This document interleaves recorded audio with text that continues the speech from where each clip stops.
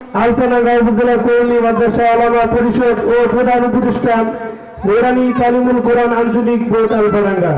আমি হুজুরকে তার গুরুত্বপূর্ণ আলোচনা পেশ করার জন্য সবিনয় অনুরোধ করছি।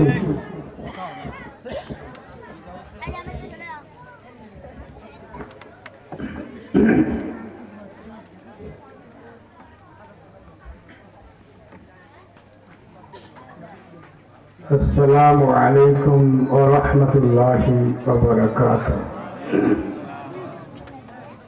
الحمد لله الذي خلق السماوات والأرض جعل الليل والنهار والشمس والقمر ونشهد أن لا إله إلا الله وحده لا شريك له ونشهد أن سيدنا ومولانا محمدا عبده ورسوله أرسله بالحق بشيرا ونذيرا صلى الله تعالى عليه وعلى آله وأصحابه وبارك وسلم تسليما كثيرا كثيرا. أما بعد فأعوذ بالله من الشيطان الرجيم. بسم الله الرحمن الرحيم. ووصينا الإنسان بوالديه. وقال النبي صلى الله عليه وسلم ملعون من سب أباه ملعون من سب أمه ملعون من ذبح لغير الله ملعون من تخوم الأرض إلى آخر الحديث. اللهم صل على محمد وعلى آل محمد كما صليت على إبراهيم وعلى آل إبراهيم إنك حميد مجيد. اللهم بارك على محمد وعلى آل محمد كما باركت على إبراهيم وعلى آل إبراهيم إنك حميد مجيد. الحمد لله. চাঁদনী মদিনাতুল উলুম নুরানি হাফিজিয়া মাদ্রাসা কর্তৃক আয়োজিত বার্ষিক ওয়াজ মাহফিলের প্রধান বক্তা বর্ষিয়ান আলেমে দ্বীন সুদূর খুলনা থেকে আগত আলহাজ হাফেজ হযরত মাওলানা আব্দুল লতিফ সাহেব দামাত বরকাতুহুম আলিয়া মুহতামিম শেখ মনসুর আলম কওমি মাদ্রাসা খালিশপুর খুলনা, সভাপতি ইসলামী আন্দোলন বাংলাদেশ খালিশপুর থানা শাখা। বিশেষ বক্তা আমাদের আলফাডাঙ্গার গৌরব, অত্র এলাকার কৃতি সন্তান আলহাজ হাফেজ হযরত মাওলানা মুফতি জাকারিয়া হুসাইন সাহেব দামাত বরকাতুহুম আলিয়া, পরিচালক দারুল আরকাম মাদ্রাসা ও খতিব রয়্যাল সিটি জামি মসজিদ মিরপুর 1 ঢাকা। বিশেষ বক্তা আরেকজন কৃতি সন্তান আলফাডাঙ্গার আলহাজ হাফেজ হযরত মাওলানা মুফতি ইয়াহিয়া সাহেব মাহমুদ মিরপুরি, ইমাম ও খতিব মিরপুর জামি মসজিদ ইব্রাহিমপুর ঢাকা, মুহাদ্দিস জামিয়া আরাবিয়া খাদিমুল ইসলাম মাদ্রাসা মিরপুর 13 ঢাকা। একই আপন ভাই বিশিষ্ট আলেমে দ্বীন হাফেজ মাওলানা মুফতি ইব্রাহিম সাহেব আল মাহমুদ, ইমাম খতিব কাজীপাড়া জামি মসজিদ মিরপুর ঢাকা। আলফাডাঙ্গার বিজ্ঞ ওলামায়ে কেরাম এখানে উপস্থিত আছেন আলফাডাঙ্গা কওমি উলামা পরিষদের সম্মানিত জেনারেল সেক্রেটারি হযরত মাওলানা আহসানুল্লাহ সাহেব এবং প্রধান উপদেষ্টা হযরত মাওলানা তামিম আহমদ সাহেব, হাফেজ আমিনুল্লাহ সাহেব, মাওলানা হযরত মাওলানা আমিরুল ইসলাম সাহেব এবং আরো প্রধান অতিথি এখানে আছেন অত্র এলাকার কৃতি সন্তান মোহাম্মদ আশরাফুজ্জামান মিয়া, জিল্লু ভাই, আলমগীর শেখ ভাই এবং অত্র মাদ্রাসার সুদক্ষ শিক্ষক মন্ডলী, আরো হযরত উলামা ইকরাম, মুরব্বী ইকরাম, যুবক ভাইয়েরা, মহান রবের নিকটে অসংখ্য শুকরিয়া জ্ঞাপন করি যিনি আমাদেরকে মহতী এই জলসায় উপস্থিত হওয়ার তৌফিক দান করেছেন। শুকর আদায় করি আলহামদুলিল্লাহ। আরো উপস্থিত আছেন পর্দার অন্তর্গত মা ও বোনেরা। আমি অত্র মাদ্রাসার শিক্ষক মন্ডলী যারা আছেন, মেহেরবানি করে এই পোলাপনের চলাচল আশপাশের আওয়াজটা আপনারা বন্ধ করলে খুব ভালো হয়, মেহেরবানি করে।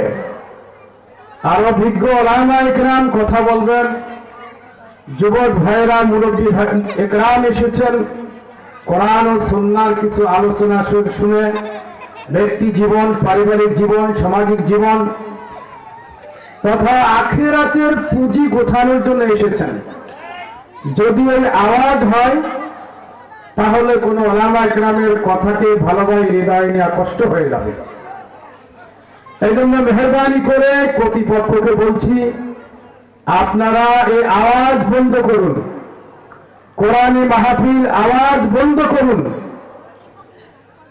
কচি কাঁচা যে বাচ্চা আছে তাদেরকে বুঝিয়ে আওয়াজ না করে, কোন উচ্চ আওয়াজ না করে মেহেরবানি করে আপনারা বন্ধ করে দেন।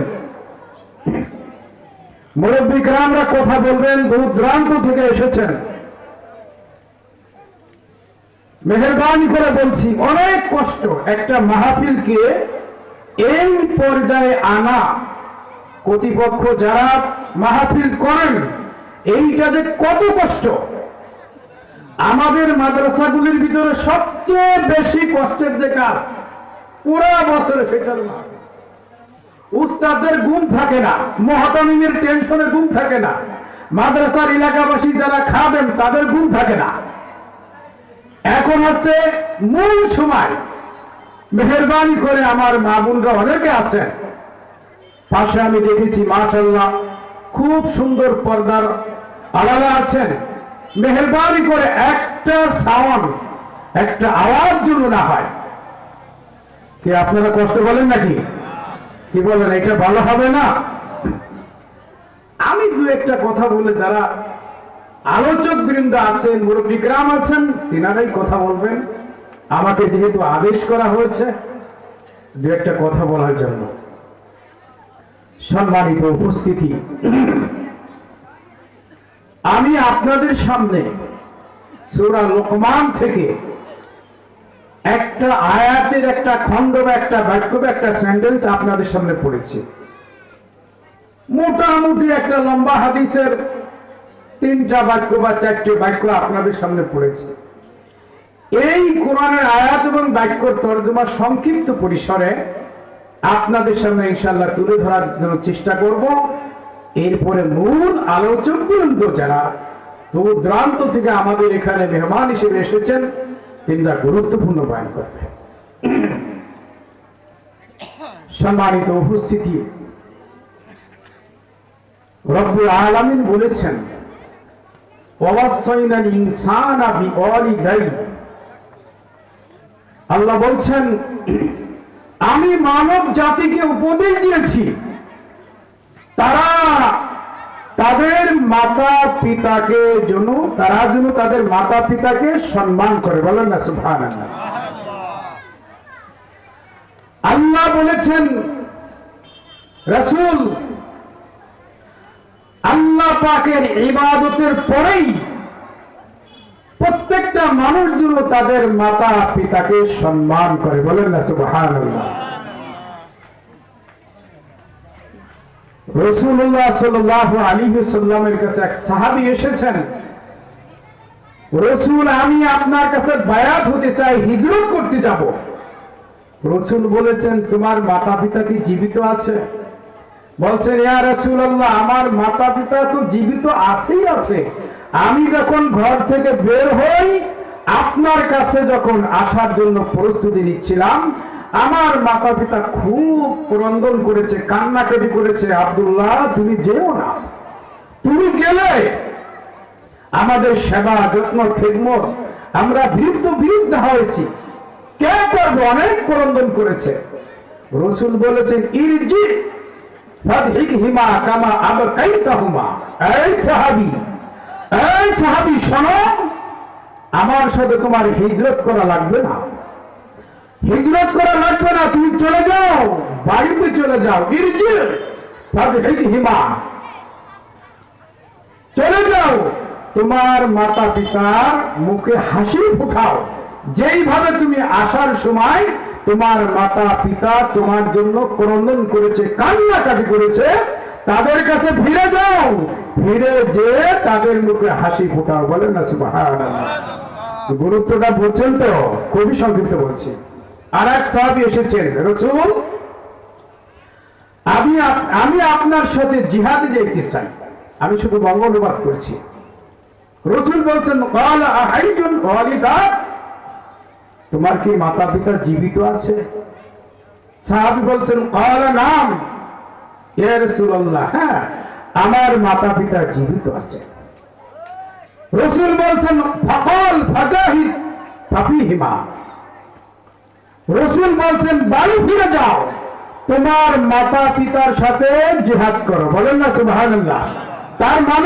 তার মানে হচ্ছে তুমি ফিরে যে তোমার মাতা পিতার খেদমত করো, সেবা করো। বলেন না সুবহানাল্লাহ। এগুলো কি আছে নাকি? অগণিত কোরআনের আয়াত, অগণিত হাদিস, এখানে বিজ্ঞ ওলামা একরাম আছে। আল্লাহর পরে সবচেয়ে বেশি শ্রদ্ধার পাত্র হচ্ছে মাতা এবং পিতা। আবার আওয়াজ হচ্ছে,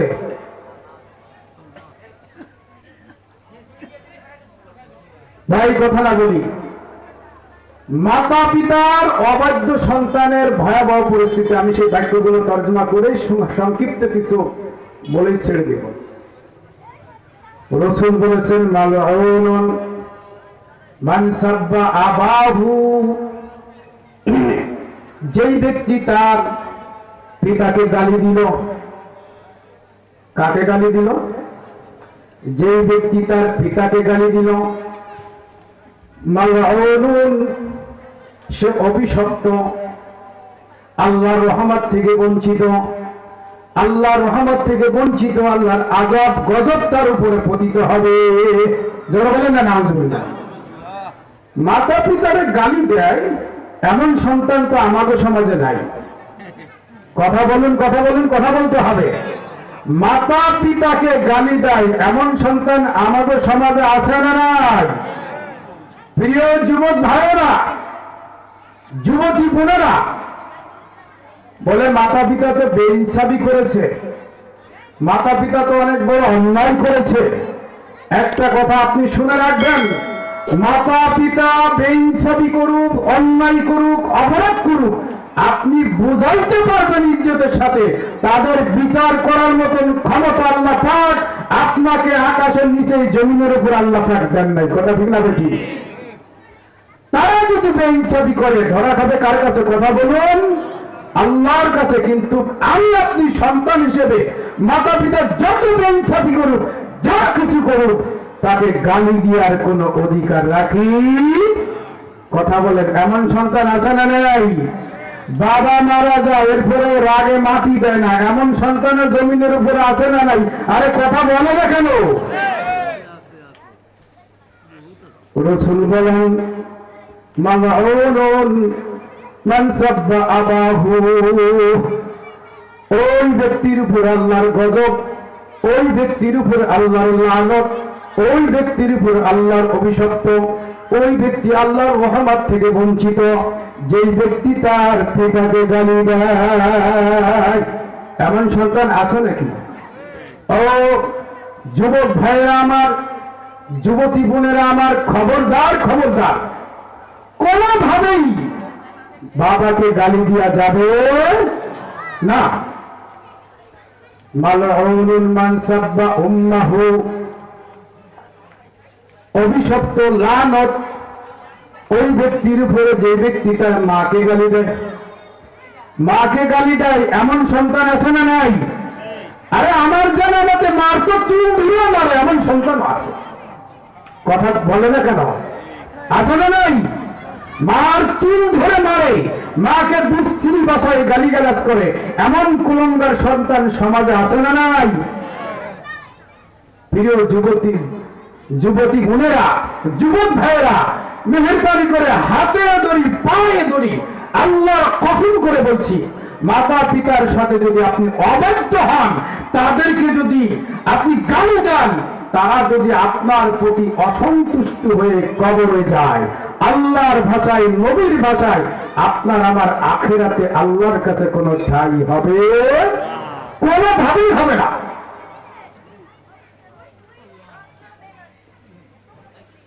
মালউনুন, মাঝখানের এক বাক্য রেখে যাচ্ছে, ওইটা বলবো না। মালউনুন মান তুহুমাল আরদ, ওই ব্যক্তির উপর আল্লাহর গজব, ওই ব্যক্তির উপরে আল্লাহর লানত, ওই ব্যক্তির উপরে আল্লাহর রহমত থেকে বঞ্চিত, যে ব্যক্তি জমির আইন ঠেলে খায়। কি ঠেলে খায়? কথা কয় না কা? আরে কথা বলে না কেন? কি ঠেলে খায়? এটা তো সমাজে নাই। কথা বলে না কেন? সমাজে নাই। সেদিন দায়িত্বপুর কালকের আগের দিন বললাম যে পিএজের এলাকা, আপনাদের এলাকায় তো আইন ঠেলে নাই।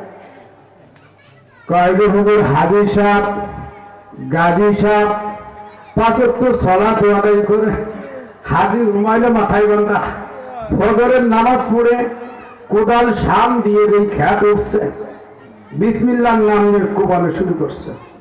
1 বিঘে 1 ফুট, ওই এলাকায় 2 ফসল, আমাদের এলাকায় কয় ফসল? অনেকটাই 3 ফসল হয়। 3 বার যদি আপনি কোপ দেন, আমি আপনি কোপ দেন, 3 ফুটে কতটুকু পারে? কথা বলে না কেন? কতটুকু পারে? এইভাবে 10 বছর খাইলে কয়েক বলবে। আমরা তো মিঠাপুর হুজুর আইসে, কি করতে এসে আল্লাহ জানে। আমাদের এই একবার অন্তরের ভিতরে একবারে দিচ্ছে। আরে এইটা তো চিকিৎসা। আপনি এর থেকে বাঁচতে না পারলে আখেরাত থেকে বাঁচতে পারবো না। আপনার নিয়ত করতে হবে, এখানে আমি 2টা কথা এমন ভাবে শুনবো যাতে আমার জীবনে আর সেই গুনাহ করবো না। কথা ঠিক না বেঠি? 1 ঘন্টা ধরে আপনি শুনলেন, বাড়িতে বললেন যে, বিবিরে বললেন যে বহু ওয়াজ শুনে আসছি, আইরা ওয়াজ। আরে তুমি দিয়ে একটা বলো না, আমি শুনে এসেছি কি তোমার বলবো? আসলে ও তো বলতে পারতেছে না, ও তো মন দিয়ে শুনে নাই, ও খালি শুনছে যে কোন হুজুর কোন রং দিয়ে কথা কয়। কথা কয় রাখা 20 বছর ধরে বয়ান শুনতেছে, এখনো বিড়ি খায়, আছে না নাই? 20 বছর ধরে ওয়াজ শুনতেছে, আগে এখনো বিড়ি খাওয়া ছাড়তে পারলো না। এমন মুসলমান আছে না নাই? 20 বছর ধরে ওয়াজ শুনতেছে, এখনো আইল কাটে, আছে না নাই? 20 বছর ধরে বয়ান শুনে এখনো আর একজনকে ঠগায়, আছে না নাই? তাহলে বোঝা গেল 20 বছর ধরে বয়ান শুনলেও অন্তর দিয়ে, মন দিয়ে, আমল নিয়তে শুনে নাই। রাসূল বলছেন, ওই ব্যক্তির উপরে আল্লাহর গজব যেই ব্যক্তি অপরের জমি ঠেলে খায়, আলকেটে খায় বা ঠেলে খায়। এই গুনাহ থেকে বাঁচতে পারবো? কথা বলুন। প্রথমে বাবাকে গালি দিব না জীবনে। আমার সাথে কথা বলেন। বাবাকে জীবনে জোরে বলেন। অনেকে বলতেছে না যে বলে ফেললে যদি এই অনুযায়ী মানতে হবে। কেমনে মানবো? বড় ছেলেরা করে দিচ্ছে বিল্ডিং, আমার একটা টিভি করে দেয় না। কথা কয় না, তাই জমি বিক্রি করে, যৌথ জমি বিক্রি করে ছেলেকে পাঠাইছে, তার নামেই বিল্ডিং, আমারে কিছুই দিল না। এমন পড়াশোনা আছে না নাই? তুমি ধৈর্য ধরো, সবর করো, আল্লাহ তোমার ব্যবস্থা করে দিবে। বলেন না সুবহানাল্লাহ। ওয়া মিন দাব্বাতিন ফিল আরদি ইল্লা আলাল্লাহি রিজকুহা।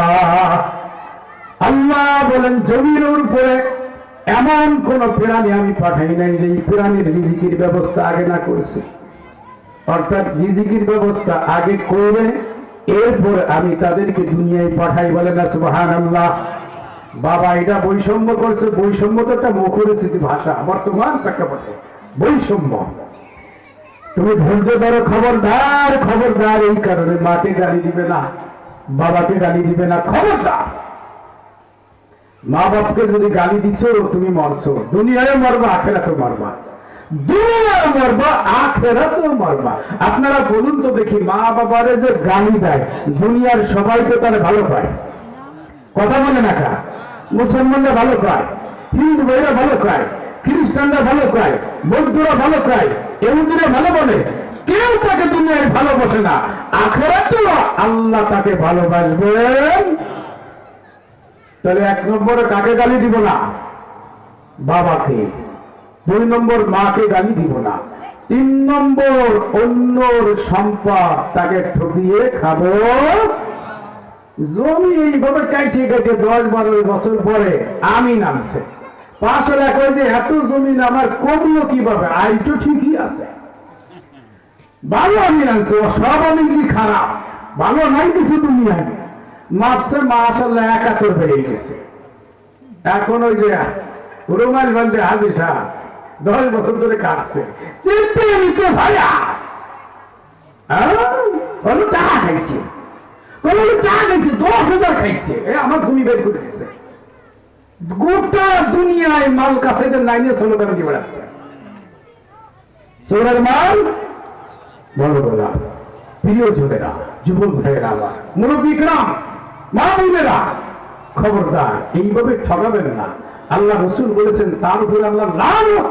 লানত আরবি শব্দ, বাংলা হচ্ছে আল্লাহ পাকের সমস্ত রহমত থেকে, বরকত থেকে ওই ব্যক্তি দুনিয়া আখিরাতে বঞ্চিত থাকে, বলেন না নাউজুবিল্লাহ।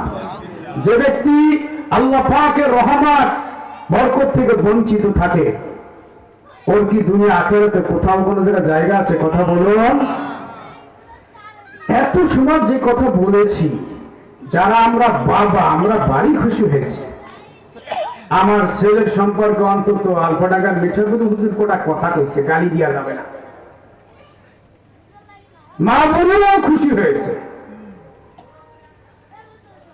আপনি একটা ফলের গাছ লাগাইলেন, ওই গাছকে যদি পরিচর্যা করেন, গাছের গোড়ায় পানি দেন, ঘাস যে লতা পাতা আছে পরিষ্কার করেন 12 মাস কাল, সার ওষুধ দেন, গরু ছাগল থেকে সে হেফাজত থাকে, অদূর ভবিষ্যতে আশা করা যায় ওই গাছে সুন্দর ভালো হৃষ্টপুষ্ট ফল দিতে পারে ইনশাআল্লাহ। গাছ লাগাইছিলেন, পানি দিলেন না, পরিচর্যা করলেন না, কোনো কিছুই করলেন না, আপনি গাছকে লতা পাতায় ঘিরে ধরছে, ছাগলে খায়, গরুটি খায়, কোন রকমের জানে বেঁচে টান টান করে একটু উপর উঠছে, ওর থেকে কি ভালো কোনো ফলের আশা করা যায়? কথা বলুন, যায়? যদিও হয় এগুলো বেগুলো দেহা কুয়া পুয়া ফুটু হবে, ভালো কি হবে? প্রিয়জনেরা, সম্মানিত মা বোনেরা, আপনার আমার সন্তান হচ্ছে একটা ছোট্ট বৃক্ষ গাছ। আগের ওয়াজটা শুনলেন, খুব ভালো লাগছে, হুজুর বলে গেছে মাতা পিতারে ওরে গালি দেয় আমারে, যাক আজকে একটু বলে গেছে অন্তরে তার খুশি হয়েছে। না না, অত খুশি হওয়া যাবে না। মাতা পিতার অধিকার সম্পর্কে বয়ান ওয়াজ বহু আপনারা শোনেন, কিন্তু সন্তানেরও অধিকার মাতা পিতার কাছে আছে, আছে না নাই? সাবজেক্ট দুইটা, একটা হচ্ছে সন্তানের কাছে মাতা পিতার অধিকার, আর একটা হচ্ছে সন্তানের অধিকার মাতা পিতার কাছে। এই ওয়াজটা বেশি একটা করে না, কথা ঠিক না ঠিক? আপনার সন্তানকে সুশিক্ষায় শিক্ষিত করার দায়িত্ব কার? কথা বলেন। আপনার। আপনার সন্তান জন্মগ্রহণ করলে ইসলামিক সুন্দর একটা নাম রাখা কার দায়িত্ব? কথা বলুন। জন্মগ্রহণ করার সাথে সাথেই তার কানে আযান দিয়া, তাওহীদ ঢুকাই দিয়া, একত্ববাদকে ঢুকিয়ে দিয়া, এটা দায়িত্ব কার? রাআইতু রাসূলুল্লাহ সাল্লাল্লাহু আলাইহি ওয়াসাল্লাম আযযানা ফি উযুনিল হাসান ইবনে আলী রাদিয়াল্লাহু তাআলা আনহু হিনা ওয়ালাদাতুহু ফাতিমা রাদিয়াল্লাহু তাআলা আনহা বিসসালাহ। রাসূলের এক সাহাবী বলেন, আমি নিজের চোখে দেখেছি ফাতিমা রাদিয়াল্লাহু তাআলা আনহা যখন হাসান রাদিয়াল্লাহু তাআলা আনহুকে জন্ম দেন, প্রসব করেন, নবী মুহাম্মদ রাসূলুল্লাহ সাল্লাল্লাহু আলাইহি ওয়াসাল্লাম স্বয়ং নিজে হাসানের কানে আযান দিয়েছে, নামাজের আযানের মতন। বলেন না সুবহানাল্লাহ। ছোট সময় দেখেছি, ছোটবার ছিল আজ থেকে 30 বছর আগে, ব্যাতে সেরে করে পানি ভরে ঢালার উপরে মারি দিয়েছে, আর আঙ্গিনায় খালি জায়গা। আল্লাহু আকবার। কিরে বেলা বাজে 11টা, আজান কিসের? কয় আব্দুল্লাহ ছেলে হয়েছে। কথা বলুন, কার ছেলে হয়েছে? কয় জানেন না, আব্দুল্লাহ ছেলে হয়েছে। তা আব্দুল্লাহ ছেলে হয়েছে, ঢালার উপরে সেরে ভরে পানি ভরে দেওয়ার অর্থ কি? আর আজান আঙ্গিনায় দেওয়ার অর্থ কি? আজান দেবে কোথায়, আজান দেয় কোথায়? কথা ঠিক না বেঠি? ক্লিনিক হোক, যেটাই হোক, যে অবস্থায় হোক, আপনার সন্তান, আপনার নাতিপুতি ভূমিষ্ঠের সাথে সাথেই সর্বপ্রথমে আল্লাহ পাকের তাওহীদের পানি তার কানে দিয়ে দিবেন, তার অন্তরে দিয়ে দিবেন। এই দায়িত্ব কার? নাকি ওই নবজাতকের? কথা বলুন না কেন? এটা কার? মাতা পিতার দায়িত্ব। সুন্দর একটা নাম রাখা, ইসলামিক নাম রাখা, আব্দুল্লাহ, আব্দুল সবুর, আব্দুর রহমান, নবী বলেন নামের সাথে নাম। মুরব্বীরা কথা বলবেন, সময় তো বেশি নেওয়া যাবে না। এগুলো তো সবচেয়ে বড় গুরুত্বপূর্ণ পারিবারিক বিষয়। এইটা ঠিক না হলে সবেহে গলত, শাম গলত, সবই গলত। আমি সকালে ভুল হলে দুপুরে ভুল, দুপুরে ভুল হলে রাতে ভুল, পুরা জিন্দেগি ভুল, পুরা জীবনই ভুল। ইসলামিক একটা সুন্দর নাম রাখা। এইখানে যদি বিবাহের পরে যদি মাশাআল্লাহ সন্তান হয় না 10, 12, 13 বছর, 15, 16 বছর পর হয়েছে, আয় আল্লাহ, নানু রাখবে এক নাম, নানি রাখবে আর এক নাম, ফুফু রাখবে আর এক নাম, খালা রাখবে আর এক নাম, বাবা রাখবে আর এক নাম, মা রাখবে আর এক নাম। নামের ঠেলায়, আনন্দের ঠেলায় তুফান উঠে যায়। কথা ঠিক না বেশি? মা বাবা এখন কি হয়ে যায়? পাগল হয়ে যায়। কাজটা ঠিক রাখবো। এইখানে সিদ্ধান্ত নিতে হবে, মাতা এবং পিতা কিয়ামতের ময়দানে তাদেরকেই জিজ্ঞেস করা হবে, তাদেরকেই জিজ্ঞাসা করা হবে। পদ্মা, মেঘনা, যমুনা, আকাশ, জমিন, আরে এই যে কোনো নাম হলো জুতা, স্যান্ডেল, ফিতা, এরিক, মেরিক, রনি, মনি। কথা বলেন না কেন? আরে ছেলের নামও রনি, মেয়ের নামও রনি, আছে না নাই? ডাক দিলে বোঝা যায় না যে ছেলেরে ডাক দিছে নাকি মেয়েরে ডাক দিছে। ও মুসলমান, এই দায়িত্ব কার? সন্তানের না মাতা পিতার? কথা বলুন। আবার ভর্তি করার সময় এসে বলে কি, হুজুর 2 বছর একটু কমাই দেওয়া যায় না জন্ম তারিখ? কে কয় চাকরি বড়দের ব্যাপার তোমার আছে তো? তা আমি বলছি আমরা কি না খেয়ে রয়েছি? দম ধরে থাকে। আমি যে আরে ভাই, আরে মা, আরে বোন, তুমি শোনো, তুমি মা হয়ে, তুমি পিতা হয়ে নবজাতক কিশোর এই কোমলমতি শিশুকে জন্ম তারিখটা নিয়ে তুমি তাকে মিথ্যার আশ্রয় নিচ্ছ, প্রতারণার আশ্রয় নিচ্ছ।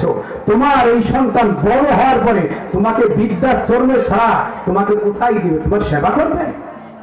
কথা বলুন। তার জন্ম তারিখটা আল্লাহ যেদিন এই দুনিয়ায় পাঠিয়েছেন আসমানে নিচে জমিনের উপরে, সেই দিনটাকেও তোমরা কি ধোঁকাবাজি করা হচ্ছে? সেই দিনটাকেও কি নিয়ে তোমরা মিথ্যার আশ্রয় নেওয়া হচ্ছে? এই যদি মা এবং বাবা হয়ে, আপন জনেরা হয়ে যদি এই কোমলমতি বাচ্চাদেরকে মিথ্যা শিখায়, এই সন্তান ভবিষ্যতে কি হবে? কথা বলুন তো দেখি, কথা বলেন। এই দায়িত্ব কার? মাতা এবং পিতা। সুন্দর নাম রাখবো, ইসলামিক নাম, অর্থবোধক নাম। এরপরে খাতনা দিয়ে দেব, অল্প বয়সে দিয়ে দিব। এই খাতনার ভিতরে বেজাল আছে না নাই? ওই যে যদি 15 বছর পরে হয়, নাম ওই বলে যে তোমার মুসলমানিতে গরু আমি দেবো না, না দাদাই বলে যে আগে বড়টা আছে, দাদা তোমার জন্য রাখছি, তুমি আমার শোনা, আমার কান্নার ফসল 15 বছর পরে হয়েছে, আমি দাদার মুখ দেখছি, আমার আগে বড়টা রাখছি। খরচ 2 লাখ টাকা, উঠবে 5 লাখ টাকা। আরে কথা বলেন না কেন? এটা তো নাই আমাদের এই কোনা গ্রাম, টাবনি, বানাটানা এদিকে নাই। গান বাজানো হয়, ডেক্স বাজানো হয়, কথা বলুন, এইটাই ওয়াজ, এইটাই ওয়াজ। কথা বলুন, এই মুসলমানি দিয়ে গোলাম আকরাম আছে, ন্যূনতম কোন অনুষ্ঠান করা শরীয়তে বৈধ নাই। হাজি সাহ, গাজী সাহ, কি খবর হাজি সাহ? নাতির কি মুসলমান হুজুর দিছি, তাই যে ঘুমাতে দিচ্ছে না যে রাখতে, কয় হুজুর শোনে না, কয় ও অনেক আদরের তা তো। আমি বললো কি ও দাদি শোনে না, উনি বাড়ি, উনি বাড়ি, আমার কথার কোনো গুরুত্বই দেয় না। আর সাওয়াল ডালা আরো দেওয়া হয়েছে, মা সাওয়াল মিলে যে করছে। ও দাদু, ও দাদু, কিয়ামতে কথা বললে কি তুমি বাঁচবা নাকি তুমি অভিভাবক? أضل الناس من يشتري لهو الحديث ليضل عن سبيل الله। এর দ্বারা প্রমাণিত গান বাজনা হারাম। যারা বলেন গান বাজনা হারাম, কোমলমতি শিশু লজ্জার স্থান কেজে ট্যাক্স বাজানো, গান গাওয়া, সঙ্গীত গাওয়া, আপনাদের সাধারণ কমন সেন্স, সাধারণ জ্ঞানে বলেন তো এইটা ইসলামের কোন রীতিনীতি হতে পারে? আপনি হারাম পালন করতেছেন। আর হোটেল খুলে 2 লক্ষ টাকা খরচ, 3 লক্ষ আদায় হবে। হ্যাঁ, চেয়ার টেবিল পান, ওখানে আবার অনেক সময় মহিলাদেরকেও বসায় রাখা হয়, হ্যাঁ, লেখার জন্য, অবকমক কত টাকা, সম্পূর্ণ হারাম। সব হয়ে গলত, শাম গলত, সবই গলত। আপনার আমার নবজাতক কোমলমতি শিশুদের জীবনের শুরু যদি হারাম কাজ শিখাই, শুরু যদি আল্লাহর বিরোধিতা শিখাই, শুরু যদি আখিরাতের বিরোধিতা শিখাই, শুরু যদি কোরআনের বিরোধিতা শিখাই, শুরু যদি রাসূলের বিরোধিতা শিখাই, শুরু যদি ইসলামের বিরোধিতা শিখাই, আপনি আমাকে অ্যানসার দেবেন, উত্তর দেবেন। এই সন্তান বড় হলে আপনি তার থেকে কি সেবা পাবেন? এই মাদ্রাসার মহাতামিম সাহেবরা এসে যদি বলেন আমার ছেলে আব্দুল সবর আমারে গালি দেয়, আমারে মারে, আমারে খাবার দেয় না, ওর মারে মারে, যত কথা বলেন, ওদের একটা তাবিজ দেন, ওরে গাছ গাছলা, অল দুনিয়ার আয়ুর্বেদিক, এলোপ্যাথি, হোমিওপ্যাথি, কবিরাজ, লতা পাতা, দুনিয়ার যত কিছু যদি পুরা কোরআন যদি আপনি বেঁধে দেন, ও কোনোদিন ঠিক হবে না। কারণ এটা আপনি অপরাধ করছেন, আপনি অপরাধী। আপনার যে দায়িত্ব, কর্তব্য এই কোমলমতি শিশুদের প্রতি ছিল, আপনার সন্তানের প্রতি, আপনি এটা আদায় করেন নাই। গাছের গোড়ায় পানি ঢালেন নাই, সার ওষুধ দেন নাই, লতা পাতা পরিষ্কার করেন নাই, গরু ছাগল যাতে এই গাছকে যাতে খাইতে না পারে সংরক্ষণ করেন নাই। আপনি এই গাছ থেকে ভালো ফলের আশা করা কখনোই সম্ভব না। আমার কথা কি কষ্ট পাচ্ছেন আপনারা? আল্লাহর কসম করে বলছি, এইগুলো যতদিন আমরা পরিবর্তন হতে না পারবো, পারিবারিক জীবনের বাচ্চাদেরকে পরিবর্তন করতে না পারবো, আমি আমার উম্মাহ, আমি আমার যে বাচ্চা কাচ্চা আমার আপনার, আমরা বিরুদ্ধ হলে যে সেবার আশা করি, কখনো পাবেন না। আপনি দেখেন না আশপাশে, কখনো আপনি পাবেন না। আপনি খাতনা করে আপনি কিভাবে ট্যাক্স বাজান? আলী সাহেব, গাজী সাহেব, চোর মনে হয়ে যায়, আব্দুল গফফার সাহেবের কাছে যায়, 3 মিনিট 40 দিনও লাগায়। এরকম লোক আছে, আছে না নাই? কথা কয় না, কয় শোনে না। ও মিয়া, শোনে না বললে হবে নাকি? ইরাই তো কিয়ামতের ময়দানে আমার আপনার নামে বিচার দিবে।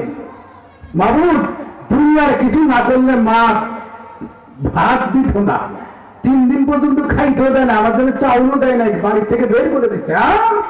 আব্দুল সবুরের ছেলে মালয়েশিয়া দেয় লক্ষ লক্ষ টাকা ফোটা, আর তুই ষাঁড়ের মতন খালি ঘুরে বেড়াস। তোর খাবার আমার পাতিলে নাই নাই নাই। আমার মা বোনেরা তো আমার এইভাবে ভালো বলতে পারে, আরে কথা কয় না না। কিয়ামতের ময়দানে বলবে আল্লাহ টাকা কামানোর জন্য খুব চাপ দিছিল, মাও দিছিল বাপও দিছিল, বাপ তো জাকা দিয়ে দামড় দিছে। আল্লাহ সালাত না পড়লে যে জাহান্নামে যেতে হবে, আপনার হুকুম না মানলে যে জাহান্নামে যেতে হবে, আমি মেয়েছিলাম মেয়ে পর্দা না করলে যে জাহান্নামে যেতে হবে, এই ব্যাপারে তো কঠোরতা করে নাই, এই ব্যাপারে তো আমার ভাত বন্ধ করে নাই, এই ব্যাপারে তো আমার সত্য হাতে কি করে নাই, নসিহত করে নাই। মুরু আওলাদাকুম বিসসালাহ ওয়া হুম আবনাউ সাবঈ সিনিন। রাসূল বলেছেন তোমার সন্তানের বয়স যখন 7 বছর হয় তখন তোমার সন্তানদের সালাতের হুকুম করো। কিসের হুকুম? সালাত মানে নামাজ, নামাজের হুকুম করো। অদ্রিবুহুম আলাইহা ওয়া হুম আবনাউ আশার। আর তোমার সন্তানের বয়স যখন 10 বছর হবে, নসিহত করলে যদি সালাত আদায় না করে তাহলে পিটাই পিটাই নামাজ পড়াবা। কি কি বলেন বলেন বলেন? পিটাই নামাজ পড়াবা, পিটাই সালাত পড়াবা। বাবা একটু দিন দাঁড়ালেও যদি সন্তানকে চাপ দেয়, মা কয় যে অত চাপাচাপি করো কা, তুমি কয় বছরে নামাজ পড়ছো? কথা কয় না খা, হ্যাঁ তুমি কয় বছরে নামাজ পড়ছো? সেই দিন না মসজিদে যাও, আব্বা চাপে পড়ে যাও, কন না আছে না নাই? এ কথা বলার দরকার কি?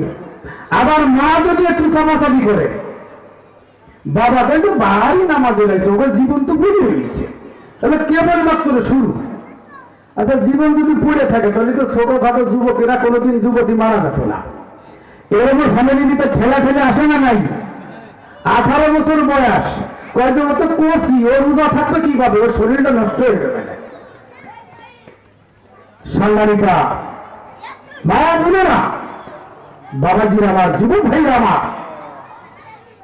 আপনি থেকে যাবেন, আপনি বাঁচতে পারবেন না। সুতরাং আপনার সন্তানকে সালাত আদায় করুন, না পড়লে 10 বছর বয়স হয়েছে পিটাই পিটাই আপনি পড়াবেন।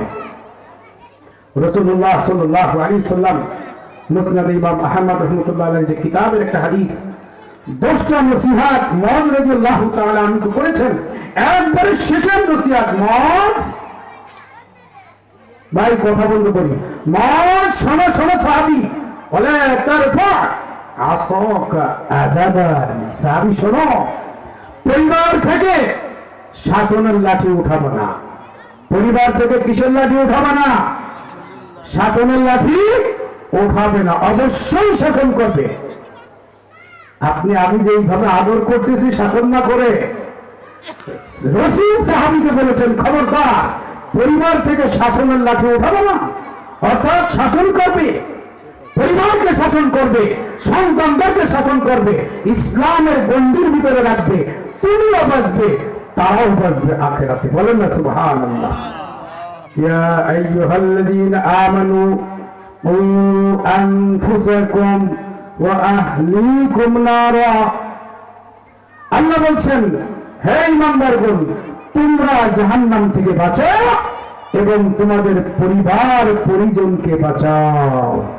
শুধু আপনি 3 দিনে গেলে হবে না, শুধু আপনি 40 দিনে গেলে হবে না, মুফতি আব্দুল গফফার সাহেবের কাছে আপনি গেলে হবে না, চরমনায় শুধু আপনি একা গেলে হবে না, বাড়ির পরিবারেও কি আমলে উঠাতে হবে। সন্তানের থেকে যদি খেদমত পাইতে চান, দোয়া পাইতে চান, একটা ব্যবস্থা এই নুরানি কিন্ডার গার্ডেনে দিবেন। আমার মূল যে বিষয়, যার জন্য আপনি স্কুলে দিবেন, কেজিতে দিবেন, প্রাইমারিতে দিবেন, ওই লেখাপড়া তাদের সাথে আমাদের 100% 100% চ্যালেঞ্জ। বাংলা, ইংরেজি, অঙ্ক, সমাজ, বিজ্ঞান, ভূগোল, ইতিহাস, যদি তাদের থেকে করে দিবে 3 ভাই পুরা বছর যে টাকা দেবেন একটাই বাঁচার উপায়। এখন যে কোমলমতি শিশু আছে, অন্তত পক্ষে কমসে কম আপনি 3 পর্যন্ত নুরানি এই কিন্ডার গার্ডেন মাদ্রাসায় এই চাপ নিতে, আর দূর দূরান্ত থেকে কেউ আসলে আপনাদের বাড়ির কাছে যেটা আছে এখানে দিয়ে তাদেরকে তাওহীদবাদী, একত্ববাদী এগুলো বানান। আর তা না হলে যদি অর্থবিত্ত ভালো হয় তবে বৃদ্ধাশ্রম ছাড়া আর উপায় হবে না। ডাইরেক্টর, কালেক্টর, এতগুলো সার্টিফিকেট মা বাবাকে জীবনেও দেখে না। এবং হাজারো লক্ষ আছে না নাই, বাড়ি গাড়ি বিক্রি করে বহু বিশ্বে লেখাপড়া করাইছে, মা বাবা রুমের ভিতরে ঢুকে ঢুকে ঢুকে দিকে চিকিৎসাবিহীন, খেদমতবিহীন মারা গেছে। এমন নজির বাংলাদেশের বিশাল বিশাল যারা জেনারেল শিক্ষিত শত শত প্রমাণ আমরা দিতে পারবো। প্রিয়জনেরা, যুবক ভাইরা, মুরব্বীরা, হাতে ধরি পায়ে ধরি, দুনিয়ায় বাঁচবেন, আখেরাতে বাঁচবেন। আপনার সন্তান একবার এখানে পেড়ে থেকে নিয়ে 3 পর্যন্ত আছে, এইখানে আপনি দেন, আপনি বাঁচবেন, তারাও বাঁচবে, কিয়ামতে আপনিও বাঁচবেন, তারাও বেঁচে যাবে ইনশাআল্লাহ।